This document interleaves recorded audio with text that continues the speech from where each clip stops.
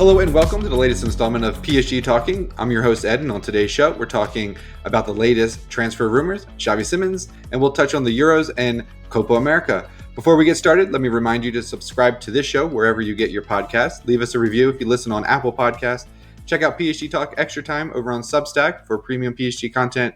And as always, head over to psgtalk.com for all your Paris Saint-Germain news. Joining me today, once again, we have Jonathan Johnson from CBS Sports. Jonathan, always a pleasure to talk with you. How are things on your end? Likewise, always good to be on.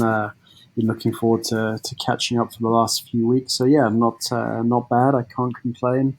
Obviously, it's a bit crazy right now for everybody in the soccer world with the Euros and Copa America right now. So yeah, non-stop action. It really feels like the season never ended. And don't forget, you've got the Olympics coming up. Have you caught the Olympic fever? Do you have a non-football sport that you really look forward to for the Olympics? That's a good question. I mean, to be honest, I'm maybe not as crazy about the Olympics as a lot of other people are, but always do look forward to the football competitions. But if I had to pick one other sport that I'm really sort of, I guess I would consider myself into outside of soccer, would be tennis. Oh, interesting. Very cool. Okay. I like all the track and field events. That's what I'm looking forward to. So we'll save that for later for our Olympic podcast. But we've got some breaking news this morning. We had a whole rundown and we had to change it because I wanted to get your thoughts on this. So this morning, Loic Tanzi, he reported that PSG has rejected an offer from Manchester United for Manuel Ugarte. They deemed that the initial offer was too low. But he also reported that PSG, they are open to negotiations and that other clubs are interested. So I've got a 3-part question for you. Why would PSG be ready to move on from this player after just one season? Would he even be a good fit at Manchester United? And any guess to other teams that might be interested in Ugarte? And I think going for the first part, the obvious reason why PSG might be willing to consider parting ways with Ugarte is just that he's not quite he's nowhere near a regular under Luis Enrique. And very clearly, the profile that he has is not really the profile that Luis Enrique is looking for in terms of midfield options, even in terms of depth. And I think that's probably the biggest consideration. You know, it leaves PSG in a situation now where they can potentially cash in and earn back some of the money that they spent on him at this moment in time, especially with the Copa America, where he can show what he's all about for Uruguay. But if he was to start next season and again be sort of on the fringes and not really featuring, then that really would start to tank his value. So I can understand why PSG are open to it now, especially as, you know, Luis Enrique seems to have made it quite clear that he's not really going to be counting on that kind of profile of player. Now, my personal opinion is I think you always need that kind of player in your roster, or at least one kind of player who can do that kind of role. But it is true that I think Ugarte is maybe a little more one-dimensional than we were first led to believe by his first couple of appearances, which leads me to think that if PSG can identify somebody who's maybe a little more versatile and can do a bit more, certainly a bit more on the ball technically than Ugarte, but can also sort of break up play when needed, then, you know, that could be a smart deal. We've sort of discussed, what Moscato might look like when he's back fit and available to PSG. We've talked about the links with Bruno Guimaraes as well, who I think personally would be the perfect fit for PSG's midfield still, but obviously he has the price tag to match, which is not ideal.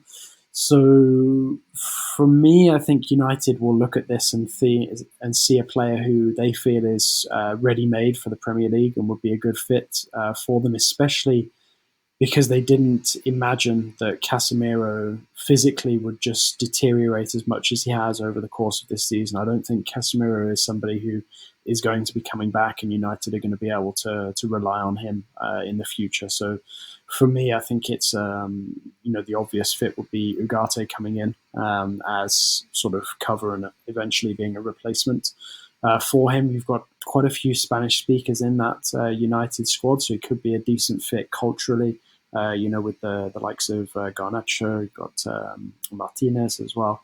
And a couple of others. So, I don't think it's that illogical that United would be looking at him. and it's difficult to imagine that PSG would get exactly what they spent for him. Remember, the initial price tag was quite big, so I think PSG getting back the bulk of that transfer fee would already be quite a good job done by Luis Campos, who incidentally was also linked with a move away from PSG the other day as part of a project that might take over at Monaco in the near future that's backed by Saudi Arabia, but we'll see what that comes to. Obviously, Luis Campos not under contract permanently with PSG, which makes it slightly different to somebody who would sort of be full-time under contract. But I think in terms of the alternatives for Ugarte, it's probably a move to somewhere like Italy, where there's obviously a lot less money swirling around in terms of potential permanent transfers. I know Juve were linked, but Juve have now moved for Douglas Luiz from my beloved Villa, so that's probably one door that's closed on Ugarte. And although Ugarte's playing style is probably suited to Italy or the Premier League in terms of his physicality, what his major strengths are, it's difficult to see a club in Italy that would be able to buy him outright immediately. So that's why I think prioritizing potentially a move to the Premier League where money could change hands now and the player could go, that would appeal much more to PSG. And then just the follow up, you mentioned the transfer fee. I believe it was, I just looked it up, it was 60 million euro PSG paid Sporting for Ugarte. So, yeah, that's a hefty fee after kind of a disappointing season at PSG. It's hard to imagine they would be able to recoup that. And then I know we have a lot of American fans who are listening to this podcast, and we'll hopefully get to see Ugarte play Team USA in the Copa America on July 1st. So keep an eye on that on match day 3 of the group stage. Let's keep it moving, Jonathan. We know that, and I've been working on it, Kvaratskhelia, he's a player that PSG really like, but he's expensive. And Napoli have just flat out said they don't want to sell him. Wouldn't it then make sense for PSG to then try to activate Nico Williams' release clause, see if he wants to join the PSG project? I mean, surely Luis Enrique would have some influence with the player. Fabian Ruiz is in the Spain national team as well, right? Like, if you're going to go for Kvaratskhelia at Napoli and that's not working out, Nico Williams is arguably just as good, if not better. His release clause is a lot cheaper. I feel like we should be seeing more with that transfer. What are your thoughts on that? Yeah, it's an interesting one. I mean, Nico Williams is somebody who's been linked with a number of Premier League clubs as well. The issue with somebody like that, when you look at where he is right now, Athletic Club are known for not needing to do anything in terms of negotiating the sales of their players. They literally say the same thing to every single club that comes forward for any of their homegrown talents, and that's that you pay the release clause or the player doesn't move. And the release clause, although he's an extremely talented player, is pretty high. So I think that's initially something that, we'll see a lot of clubs pump the brakes when looking at him, but he does look every bit the kind of player who could justify that kind of price tag in the future. So it could be a question of which club is able to do a deal like that now, because they won't look like they were ripped off, for want of a better expression, in the future, because he does look like he is going to be one of the real sort of stars in the next couple of years. But I would always err on the side of clarity with regards to Athletic Club, and I think it's been a long time since they didn't sell one of their top prospects that had come through the youth academy for exactly the value that their minimum fee release clause stipulates.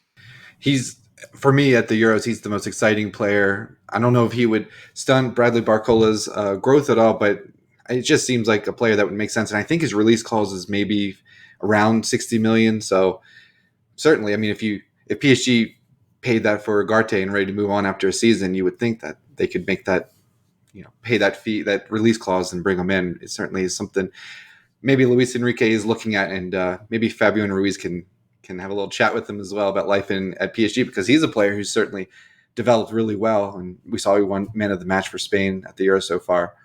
There's 2 more players that I wanted to touch on.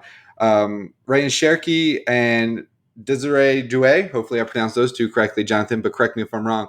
They've both been linked with a move to PSG. Both are young, they're French, and the transfer fee for both of them isn't too exorbitant.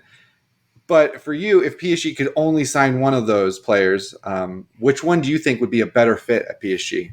For me, I find it difficult to imagine Cherki settling in properly at PSG. I also don't think there's as much of an obvious need for somebody like him to the skill set of Desiree Doué. I think the thing with Doué is many people think they look at him and assume that he can be versatile and played sort of anywhere across that sort of attacking midfield range, whether it's central, whether it's on one of the sides.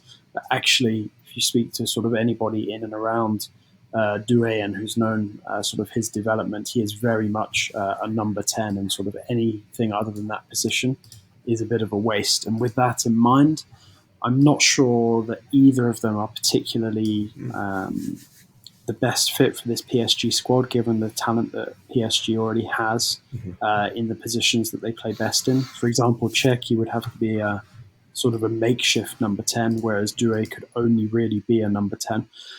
So I think if I had to pick one, I would take the natural number 10 and I'd go for Doué, but I'm not sure if Doué would be my number one pick to reinforce PSG this summer. I still think somebody like a Bernardo Silva, for me, is a much better fit for this PSG squad and would probably be my priority transfer for the summer. Absolutely, and they both fit the profile. I think as PSG get away from the superstars, maybe the young French players, you can get them for a reasonable transfer fee. That's probably where they're going in the future. But yeah, Bernardo Silva would be a quality signing, so we'll have to keep an eye on that. We got to get to the transfer now that Mbappe is almost out of the club. The big drama, of course, with Xavi Simons, and it was reported that he has officially told PSG that he has no intention of playing for the club. And then we saw that, I'm not sure if you saw it, but there was like this viral clip where after France and Netherlands played, you see Kylian Mbappe sort of, he appears to be jokingly asking Simons why he wouldn't want to be, why he doesn't want to join PSG. And then you have Wijnaldum, who's there as well, responding saying, you know why, you know why. What is your take on why Xavi Simons doesn't want to return to PSG? I was reminded, I totally forgot about this, that he had some issues with a previous manager. I think it was maybe Pochettino and the sporting director at the time. Do you think that's the case? Well, and then there's a second part, but just talk about that a little bit. Like, why do you think he doesn't want to return to PSG?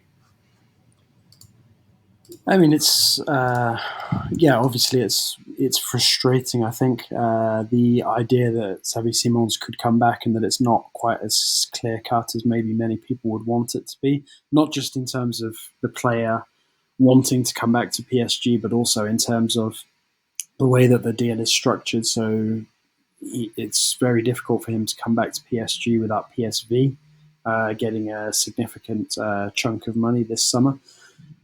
But I do think that a lot of damage was done with Xavi Simons during his first spell. And although a lot has changed, I think I said this a couple of weeks ago, I think he would have to see how things have changed behind the scenes in order to really decide whether he could be comfortable or not. If Xavi Simons is basically trying to make a decision based on his previous experience with PSG, then his exit was justified. What Mbappe was probably getting at, and something that Wijnaldum wouldn't really have seen because he's not been around it either, is what PSG is like right now under Luis Enrique, with this sort of new sporting structure set up that's based, much more primarily around young talent and especially talent that is either French or hails from the Paris region. And Xavi Simons obviously spent, years at youth level with PSG before stepping up to senior level. And it's true he wasn't given the minutes that he maybe deserved, or the chance to impress as much as maybe many fans wanted. But that's also on those figures who are now gone. That's on the likes of Pochettino and on the likes of Leonardo. Luis Campos did his best to salvage the opportunity to have a say in Xavi Simon's future when negotiating that deal with PSV. So I do think that there is an element of Simon's needing to give PSG a go, and maybe that's where there's a lot of uncertainty, needing to be really convinced that he's going to be a key part of what PSG want to do moving forward, and being willing to go back and give that a go, because there's so much at stake that it's very difficult to take such an important decision lightly. So I can understand why there's a bit of reluctance, but also I do think, and I think we all know, PSG has changed a lot over the last 12 months. Obviously, Mbappe won't be there anymore past the end of this month. But PSG, in terms of talent, in terms of depth, in terms of what Luis Enrique is trying to achieve, in terms of the playing style, it's much better and much healthier than it was back when Xavi Simons was previously at the club. I mean, I don't know what PSG need to do. Roll out the red carpet, put his name on the Eiffel Tower. I don't know what they need to do to convince him, but he's a player that PSG need to have back. I remember when he left, it seemed like he was close to staying, and then all of a sudden, I think Wijnaldum had told him, hey, go to PSV, you can develop there, and then he played a part in his departure there. So hopefully he could come back. Maybe we'll have a surprise move. But it does seem like a loan is more likely than any other type of move for Xavi Simons, and Bayern Munich is reported to be interested in him. For me, I would not loan him there for any reason whatsoever. They're a Champions League rival. They're competing for the same trophy and the same kind of tier as PSG in terms of like a big club with big names and one of the favorites to win the Champions League. Do you think PSG should ever loan a talent like Xavi Simons to Bayern Munich? Can they say, okay, you can go on loan, but you can go back to Leipzig or maybe another club that's maybe one rung down? Well, what are your thoughts on that? I think in terms of, where, I mean, obviously the ideal scenario would be to have Xavi Simons in Paris playing for PSG next season, because I do believe that there is a spot there in the PSG team for him to take. But equally, we can't deny that he has developed a lot with Leipzig over the past season, and it has been good for him as a player overall. With regards to Bayern, I'd be very wary. I think the only way it makes sense to even consider doing a deal with Bayern for Xavi Simons is if PSG are potentially getting a very useful player in return. Now, there's been some speculation about Kingsley Coman. Given Coman's physical difficulties the last couple of years, I'd say that was a risk. But there are other players in that Bayern squad that PSG could look to potentially negotiate for. You've got Mathys Tel, who, while he's behind Harry Kane and not getting the minutes that he wants, would be a very interesting kind of profile for PSG to have a discussion about. French, up and coming talent, and one who looks to be on the cusp of breaking through at senior level. There's a couple of options in the midfield as well. We've seen PSG linked with the likes of Kimmich over the last couple of years. So I think only once every possibility has been exhausted with Xavi Simons in terms of trying to convince him that his future lies in Paris, only at that point do you potentially consider negotiating with Bayern to get maybe cash plus a player for Simons, because Simons' stock at this moment in time, especially if the Netherlands continue to make a deep run at the Euro this summer, it is very high, and PSG hold essentially the trump card there, because it's not just a player who would come in and benefit Bayern in terms of boosting their squad for next season. It would significantly weaken Leipzig if the deal was done this summer. Yeah, I like Tell. You mentioned him at Bayern. I think he's probably not going to get many minutes over Harry Kane. You come to PSG, you could compete with Gonzalo Ramos and Colomwani, and there's a place at PSG where if he's as good as he thinks, he can compete, and maybe he can impress Luis Enrique and get some playing time. I love that. Kimmich, Coman, I wasn't a big fan of that rumor, but yeah, there's certainly something that could be done there. I always thought that if Xavi Simons does go on loan to Bayern with maybe some kind of buy clause after the season, it has to be so high that Bayern thinks twice about it. Like PSG need to come out with something out of this. So I like those options that you mentioned. Jonathan, we're recording this. We're about an hour or so away from kickoff for the France national team game in the Euros. So I know you've been watching, and hopefully you've been watching some of the Copa America. Is there a player that you've seen that hasn't been linked with PSG that you think would be a great under the radar type of signing?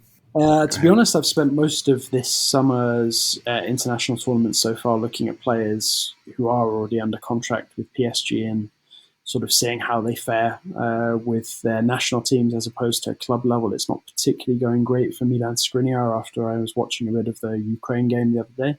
But in terms of players who perhaps have jumped out to me the most, and it's not necessarily with an eye to them being a good fit for PSG, I do think Calafiori in the Italian team is an interesting prospect. Did enjoy that late bit of drama against Croatia, and I do think that he is a very, very interesting player. So he's, I didn't love that own goal he scored.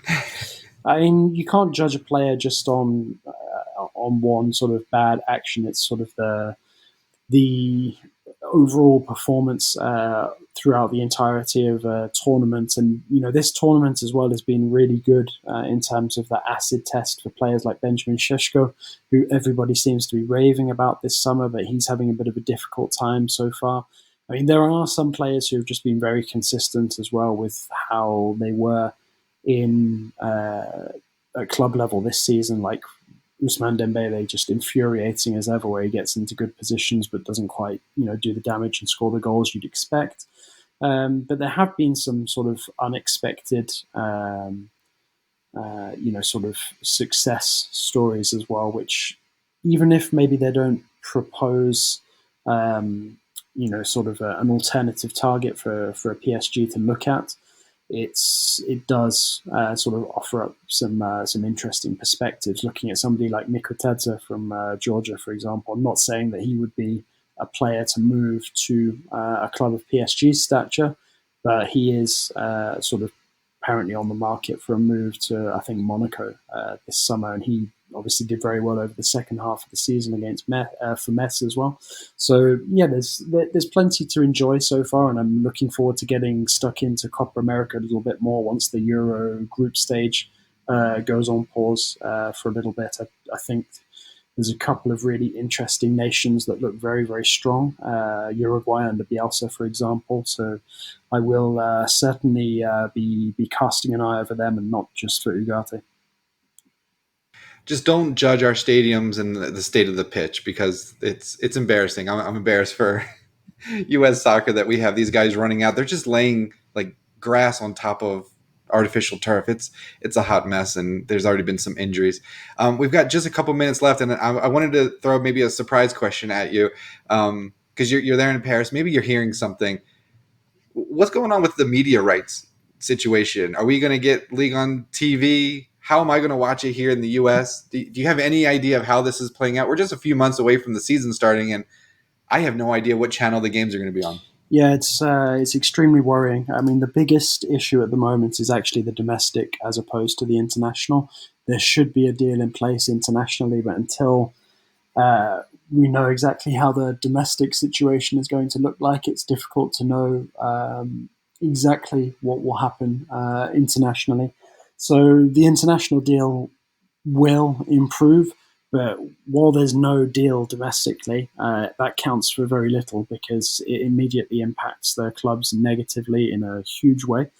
And yeah, this is a very worrying situation for French football to be in, and one that I hope is resolved as quickly as possible. But if heads weren't rolling at the LFP before this, then I certainly think there's some people there who need to be held accountable because it's unacceptable for a league, a top five European league, to be in this situation. It's frustrating, and Mbappe, your biggest star, is moving on. It's not looking good for the league and broadcasting rights. And you're right, without that influx of cash, teams are going to be forced to move on from players, and that, as we've always said, is the worst thing for the league because we need more competition. We need these teams to hold on to players as long as they can. So it's a domino effect. It's going to impact everyone up and down the table. So frustrating. Hopefully we'll hear some news and we'll have your take on it once we hear. But Jonathan, thanks so much for coming on. You're off to watch the France match. Thanks to everyone out there for listening and supporting everything we do here at PSG Talk. We'll have a lot more for you in the coming weeks. But until then, bye for now.